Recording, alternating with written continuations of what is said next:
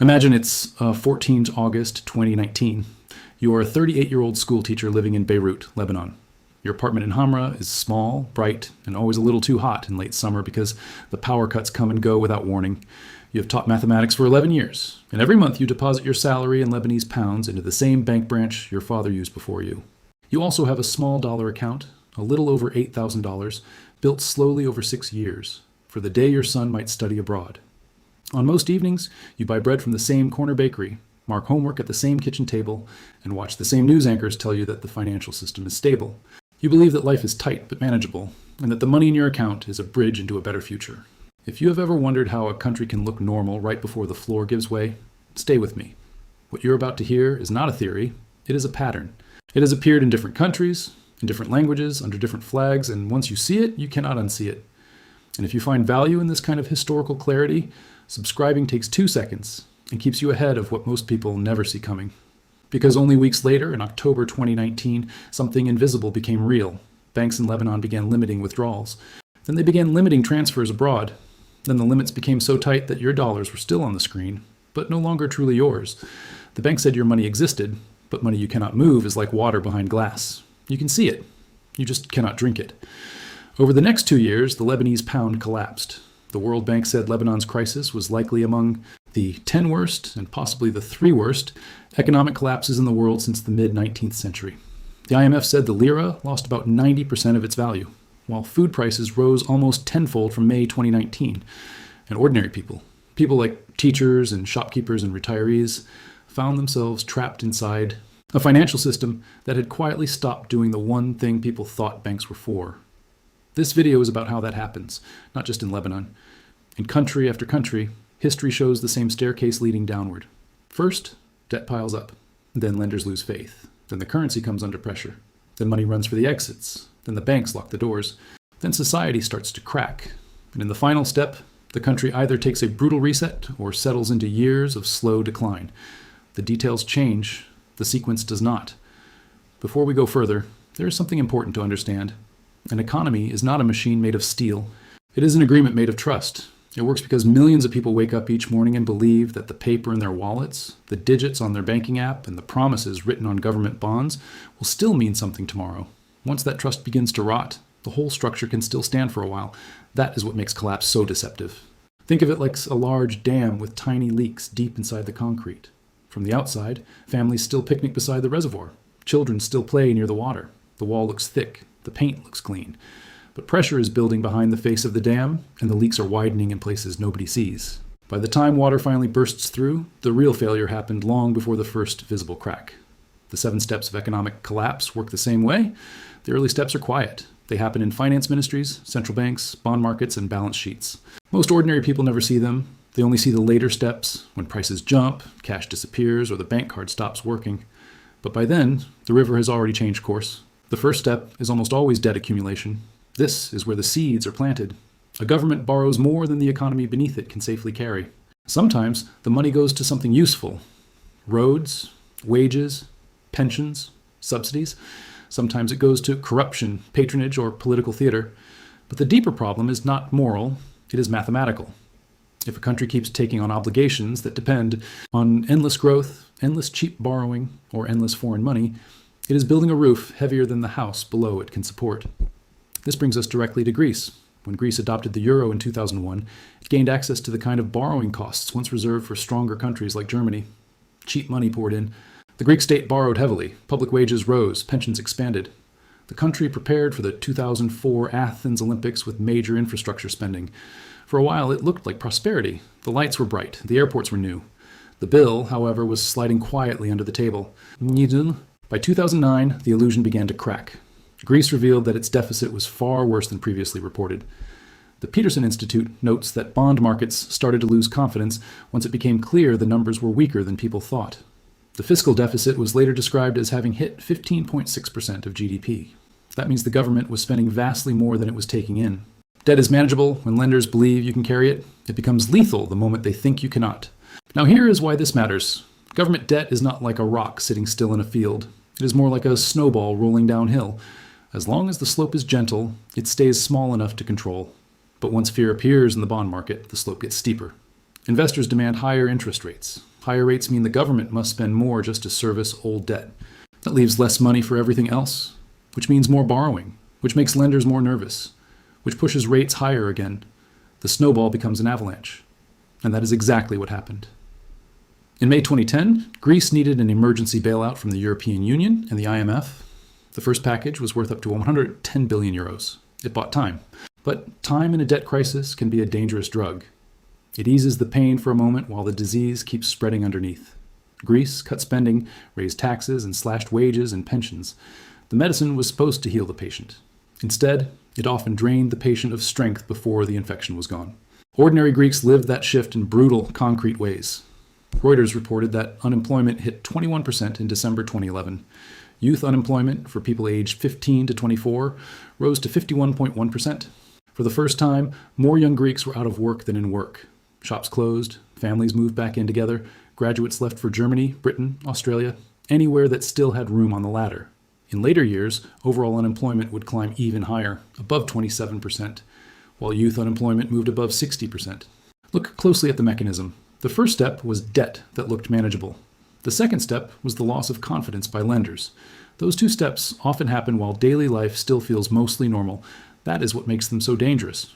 The house is already leaning, but the glasses on the table have not yet started sliding. Here is something I want you to think about before we go further. If your country could only keep paying its bills as long as strangers kept lending to it at low rates, would you call that stability or just borrowed calm? Drop your answer in the comments, seriously. Because what comes next is the part most people misunderstand. They think the crisis begins when prices explode, but that is only when the smoke becomes visible. The fire started earlier. This leads to the second part of the story. Once lenders stop trusting a government, the government has only a few options. It can slash spending fast. It can raise taxes hard. It can default, which means refuse or fail to pay. Or if it controls its own currency, it can print money to cover the gap. That is the third step. Currency pressure. And if the printing keeps going, the currency itself becomes a melting ruler. The unit used to measure value starts shrinking in your hand. No modern case shows this more clearly than Zimbabwe. In the early 2000s, Zimbabwe's economy was already under severe strain. Agricultural production collapsed after violent and chaotic land seizures. Foreign investment dried up. Output fell. Government revenue weakened.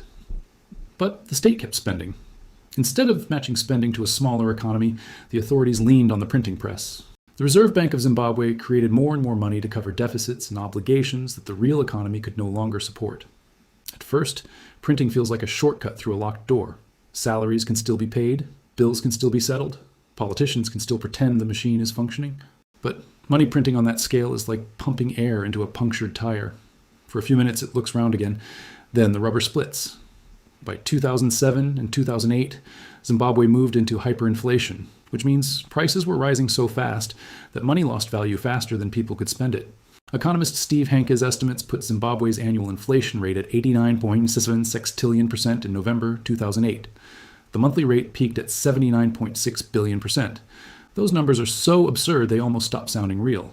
So let us translate them into life. Prices doubled in days. Workers were paid and ran straight to the shops before money lost more value. Some stores stopped putting labels on products because they changed too fast. People carried bricks of cash to buy food that would have fit in one hand. And here's the key point. Hyperinflation was not the first step. It was the loudest symptom of the third step. The real break happened earlier, when the state could no longer finance itself honestly, and chose currency destruction instead. That choice is like burning the floorboards to keep the house warm. It solves tonight's problem by destroying the building. What ordinary people experienced was not just rising prices, it was the collapse of time itself. Saving became pointless because tomorrow's money was weaker than today's. Planning became impossible because the numbers no longer held still long enough to make decisions. Pensioners were shattered because fixed incomes were turned into jokes by the speed of inflation. Employers could not price goods properly. Workers could not know whether wages meant anything by evening. Once money stops storing value, society loses one of its most basic measuring tools. Now here's where it gets interesting. Governments rarely admit in plain words that they are destroying the currency. They use softer language, temporary measures, extraordinary support, emergency liquidity. But history shows that when the state starts leaning on money creation to hide a deeper solvency problem, it is often already halfway down the staircase. And this is where the fourth step appears. Capital flight. People with money begin moving it elsewhere. They buy foreign currency, they buy gold, they buy apartments in other countries. They wire funds abroad if they still can. They do not always need secret information. Often they simply recognize earlier than others that the bridge is swaying. Lebanon is a textbook example. Reuters described the country's post-war financial system as something some economists compared to a nationally regulated Ponzi scheme.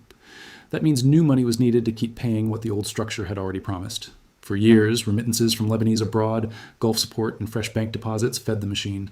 In 2016, Lebanese banks offered remarkably high interest rates to attract new dollar deposits. To an ordinary saver, that sounded generous. In reality, it was the financial equivalent of a shopkeeper shouting bigger and bigger discounts because the shelves behind him were almost empty. When foreign inflows slowed and political confidence weakened, dollars began leaving the country. Then, in October 2019, mass protests erupted.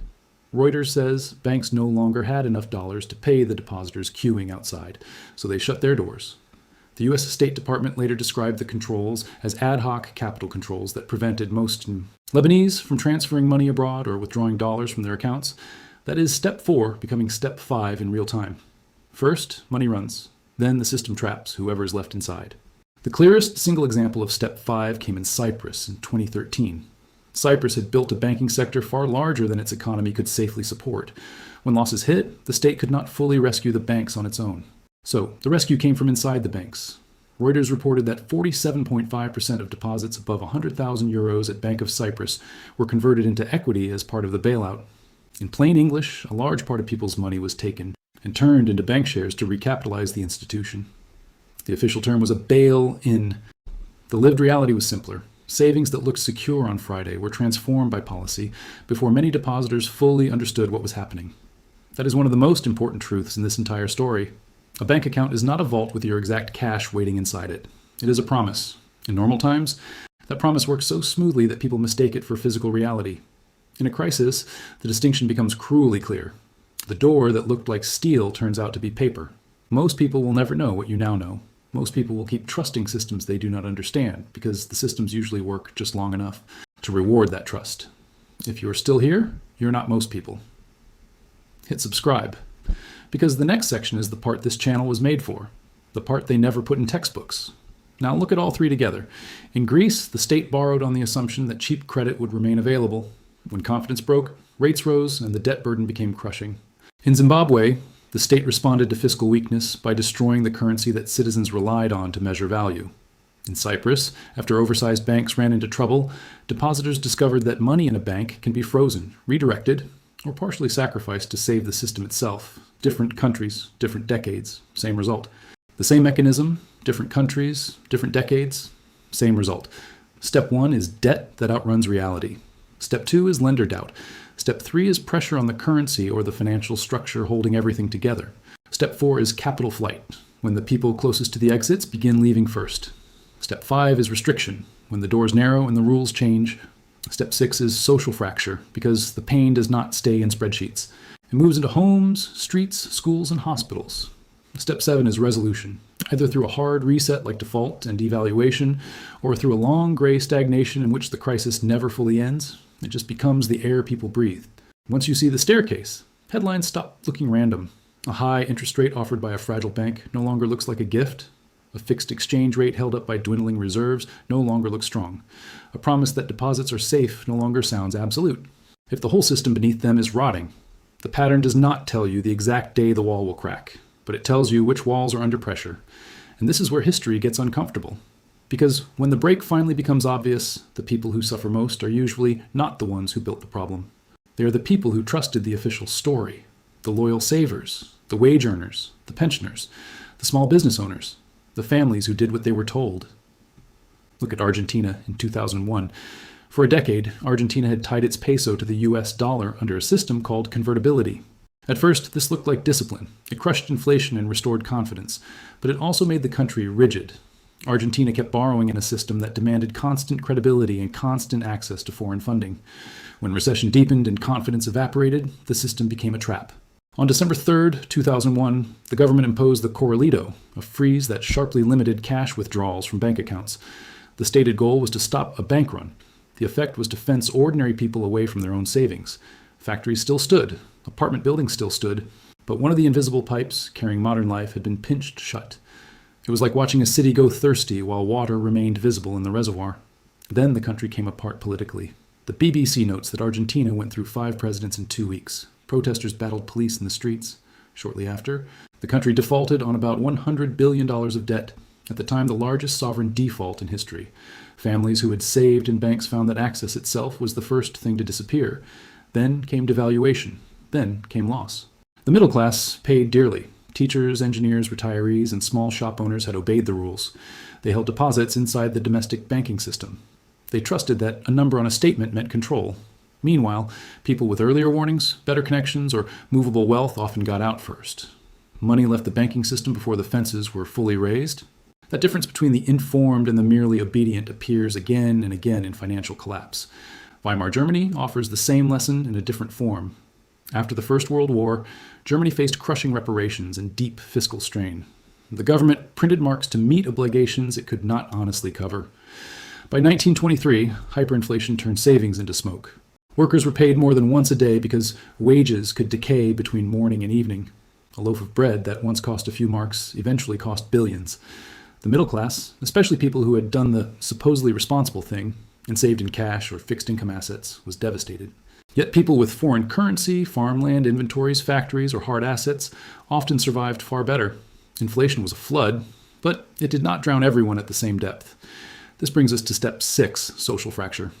Economic collapse is never just about numbers. It changes behavior, it changes trust between neighbors, it changes how people imagine the future. In Greece, years of austerity and mass unemployment fueled anger, protests, and the collapse of old political loyalties. In Lebanon, people who had deposited dollars discovered the bitter difference between real dollars outside the system and what locals began calling lollers, dollars trapped inside banks and worth far less in practice. In Argentina, riots and panic pushed the country through leadership after leadership in a matter of days. Society does not break like glass. It frays like rope. First one strand snaps, then another, then the whole weight hangs on fibers too thin to carry it. And then comes the final step: resolution. This is the part people imagine as a clean ending. It is not. Some countries take the brutal reset. Argentina defaulted, devalued, and eventually returned to growth after immense pain. Other countries avoid the sharp break and accept years of weakness instead. And sometimes a country staggers between the two, never quite recovering and never quite collapsing all at once. Greece gives us a painful look at what that middle ground feels like for ordinary people.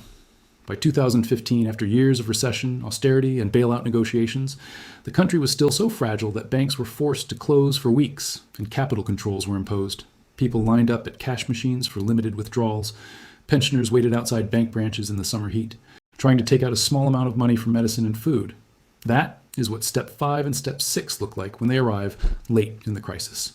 Not one cinematic explosion, a long humiliation, a nation living day to day inside a tightening funnel. And notice something else. The deepest scar is often not the loss you can count on a balance sheet. It is the life path that vanishes. A graduate who cannot find work at 23 does not simply lose 1 year of wages. He loses momentum. A small business owner who shuts down after 20 years does not only lose revenue, she loses customers, credit, reputation, and the habit of planning ahead. Economic collapse is a thief that steals in 2 directions at once. It robs the present, and it also robs the future people thought they were walking toward. That is why Step 7 matters so much. It decides not only how the crisis ends on paper, but how a generation experiences time afterward. A hard reset is like ripping off a bandage with the skin. The pain is immediate, visible, and brutal. A long stagnation is more like breathing damp air for years. It does not knock you down in one blow. It just keeps you from ever feeling fully strong again. Japan, after the bursting of its asset bubble, followed that slower path. In the late 1980s, banks had poured credit into real estate and shares, using rising asset prices as proof that more lending was safe. It was a hall of mirrors. Prices rose because banks lent more, and banks lent more because prices rose. The BIS notes that during the bubble period, real estate was widely accepted as collateral.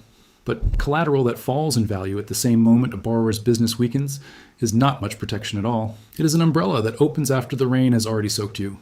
The Nikkei closed at 38,115.87 on December 29, 1989, near the peak of that huge bubble. Then stock prices fell. Land prices fell. Loans that once looked safely backed by rising property values became bad debts sitting on bank balance sheets like hidden rot inside floorboards. Banks kept many weak borrowers alive rather than admitting losses quickly. Economists call this forbearance lending.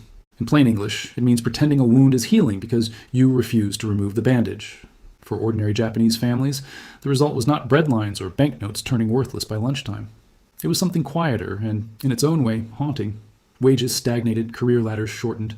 Young people entered the workforce into an economy with less upward motion than the one their parents had known. A country that once seemed unstoppable spent years drifting. The trains still ran on time. The shops were still full. But the sense of national ascent had been punctured, and a whole generation learned that a crisis does not need flames to leave ash behind. Now compare Japan with Argentina. Argentina chose or was forced into the harder break. It defaulted on about $100 billion in debt, abandoned the old currency regime, and accepted immediate chaos. Japan delayed recognition, kept bad loans alive, and absorbed the pain over many years. One crisis was a cliff. The other was quicksand. Both destroyed illusions. They simply destroyed them at different speeds. The comparison matters because people often ask what resolution looks like, as if there is a correct final chapter. History says there usually is not. There is only the path a country can politically survive. Sometimes the system snaps and rebuilds. Sometimes it sags and never fully rises again.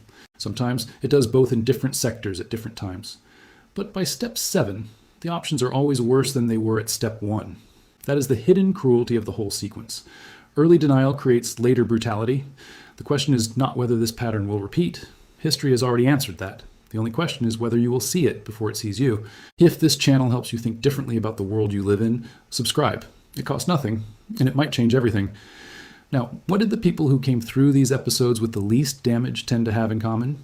The historical record shows that those who came through this period largely shared 3 characteristics. First, they noticed the early steps before the late steps became visible. They did not need perfect prediction. They only needed to recognize that a system offering impossible promises was probably living on borrowed time. In Lebanon, some depositors who moved money early, before the restrictions hardened, avoided being trapped. In Argentina, people who understood that convertibility was becoming unsustainable and reduced exposure to local banks had more flexibility once the Corralito arrived. Second, they had some form of asset flexibility, not certainty. Flexibility, that means not everything was trapped in one bank, one currency, one institution, or one political promise. In Weimar Germany, people holding foreign currency or tangible goods preserved far more than those holding marks alone. In Zimbabwe, households that converted money quickly into useful goods or harder assets often lost less than those who sat still waiting for stability to return. In Cyprus, savers spread across jurisdictions were not hit in the same way as those concentrated inside the wounded banks. Third, they kept their emotions from making the last decision. Panic at the end is usually the most expensive kind of panic. By the time everyone is sprinting, options are fewer and prices are worse. The people who did best in these historical episodes usually made small, calm adjustments earlier, when the room was still quiet. They treated fragility the way a sailor treats dark clouds on the horizon. You do not wait for the wave to hit the deck before tying things down. There is also a deeper pattern. The survivors, if that is the right word, often distrusted official reassurance when it no longer matched the structure underneath. They paid attention to contradictions. A bank promising unusually high returns in a weak economy, a fixed exchange rate defended by shrinking reserves, a government insisting everything is stable while debt, deficits, and capital outflows all move the wrong way. These are not random facts. They are pressure gauges. None of this is financial advice. It is historical pattern recognition. History does not give us prophecy. It gives us comparison. It hands us old x-rays and asks whether we can recognize the same fracture line when it appears again in a new body. Now we return to Beirut, to the schoolteacher in Hamra, to the $8,000 she thought were waiting for her son's future. She could still log in and see the balance, but the dollars in the account were no longer equal to dollars outside the bank. Withdrawals, when allowed, often came in Lebanese pounds at deeply unfavorable rates. The label stayed the same, while the substance changed underneath it. That is one of the cruelest tricks in any collapse. The numbers stay familiar just long enough to hide the fact that reality has moved on. As the crisis deepened, Lebanon's pound fell from its long-standing peg of around 1/500 to the dollar to far weaker street rates. The World Bank said GDP fell from about $55 billion in 2018 to about $33 billion in 2020, and later to around $21.8 billion in 2021. More than half the population was pushed below the poverty line. The burden of the collapse fell hardest on smaller depositors, wage earners paid in lira, and small businesses. In other words, on the people with the least room to move. Her son did not leave to study abroad that year, or the year after. The bridge she thought she had built with careful saving turned out to be painted cardboard over a ravine.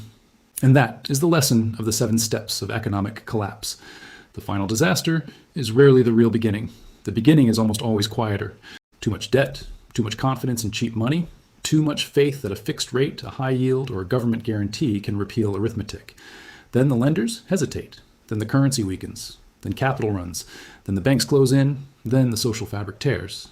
Then the country either breaks sharply or settles into a lower, sadder normal. History shows these events are not lightning strikes. They are weather systems. Pressure builds far offshore before the storm makes landfall. By the time the windows rattle, the sky has been changing for a long time. This is historical and educational analysis. It is not financial advice. Every individual situation is different. Please consult a qualified professional before making any financial decision. This video is not for everyone. Most people will dismiss it. But if one person in your life needs to hear this, share it with them. Not because it will change the world, because it might change their world. Subscribe for more, and I will see you in the next one.